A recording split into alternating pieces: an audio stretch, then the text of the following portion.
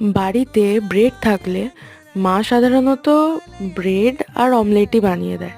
আজকে সকালবেলায় আমি ঠিক করলাম ব্রেকফাস্টে স্যান্ডউইচ খাবো। তো যেমন ভাবা সেরকম কাজ।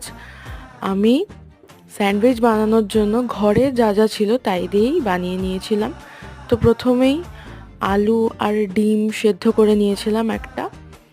তারপর সেটার মধ্যে হলুদ যে অংশটা ডিমের, সেটা আলুটা স্ম্যাশ করে তার উপর মিউনিস, গোলমরিচ, নুন এগুলো ভালো করে মিক্স করে আমি ব্রেডের উপর এগুলো দিয়ে আর যে হোয়াইট অংশটা আমি ডিমের রেখে দিয়েছিলাম সেটাও দিয়ে দিলাম।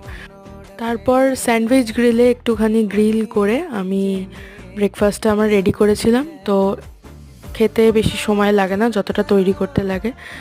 আজকের মিনি ভ্লগ এই পর্যন্তই। দেখা হবে নেক্সট মিনি ভ্লগে। ভালো লাগলে লাইক, কমেন্ট, সাবস্ক্রাইব করে দিও। টাটা।